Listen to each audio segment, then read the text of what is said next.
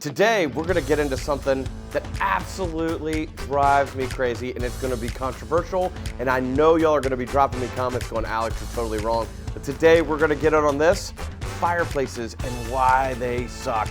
Let's get into it. Okay, so I know this video is gonna get a lot of people stirred up. I know in my practice over the past few years, people love to talk about fireplaces. Today, we're on site looking at a fireplace, and listen, you gotta know that these things can and do suck. They are designed to actually bring air out of the house. And actually, one of the most interesting things is that people don't realize that as far as houses and like what they really do and what fireplaces do, they actually are super inefficient for our standards today in America around what's going on with the fireplace. So that's why I'm saying that they suck, because they cause problems. When we're going through houses and helping people buy an inspection, almost always there's some kind of problem with the fireplace. Either the fireplace isn't clean, it has a gas leak, the flashings around the fireplace and the holes in the roof need to be adjusted, or even the caps need to be adjusted, or the mortar's wrong. Something is always wrong with the fireplace because they suck. They're literally designed to suck the air out of the house. Now, from an efficiency standpoint, this is another key thing, and we're gonna share some of the tips and trends. And don't get me wrong, like I don't wanna be wrong at all. You may not have even made it this far into the video. I love my fireplace. We're always in the wintertime around the fireplace, gathering. Anyone that comes in to the house, the first thing they do is come in and take their jackets off and warm up by the fire, right? And that's just human nature in the wintertime when things are cold. But this is an interesting thing. We're seeing some trends of fireplaces actually starting to be outside of the home. We're gonna talk about that just a little bit later. We're seeing that people are choosing not to put fireplaces in their house. Now, this fireplace here was built in a 1930s house.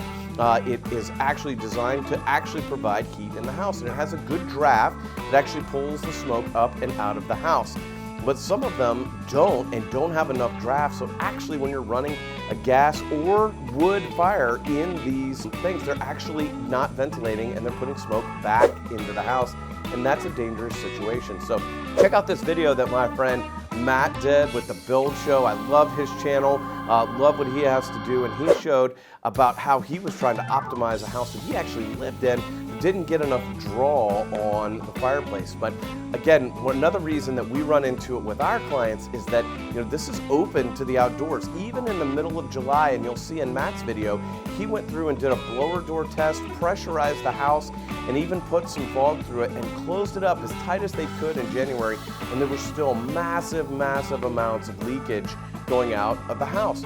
And so this is why we're putting this video out, right? That fireplaces are designed to suck air out of the house, but also out of winter, they allow things to get into your house. It allows outside air into the house, and it can even allow pests and even cockroaches. I don't know about you, but when cockroaches get into our house, it is an absolute emergency. The kids don't like it, my wife doesn't like it, like it's a whole big thing.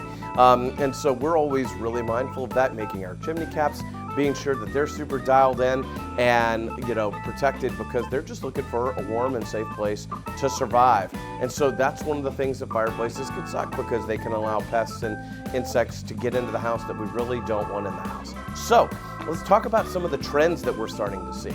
Throughout our business, we're starting to see people build outdoor fireplaces or additional entertaining space. Almost always we end up talking about what's going on with outdoor living spaces, and we've seen people are designing fire pits outside, they're designing outdoor kitchens, because when they're outside, they're already out in the elements, and so that's actually causing them to have another place to go through and have a fireplace, another gathering space, another entertaining space. And they're also, because they're creating new ones, they're being able to create enough draft so they suck the right amount of air out and are causing people to be able to gather around them even more. It has a great draft on them, and ultimately people are just really enjoying these, designing them where they can have people around them year-round, extend seasons of their porches and patios and pool areas. You know, when you've already got the expense of that hardscape designing another fireplace area that you can continue to entertain around year-round is another great asset. And let's be clear, we've even seen some clients design some fireplaces to create extra privacy in their houses. So when they have the chimneys and the hearth and all that around the front, it can actually be a screen in addition to another entertaining space in their house. So this is something that we've really seen as a trend that's happening out there. Let us know in the comments below what you think. Which fireplace in your house do you love the most? Or do you have one outside that you really enjoy? So anyway, we're glad to bring this. I know it's going to be controversial. Don't hate me. I love my fireplace too, but for our houses, they can be a really big hassle. So again, drop me a comment below. Let me know what you think. Can't wait to see you soon.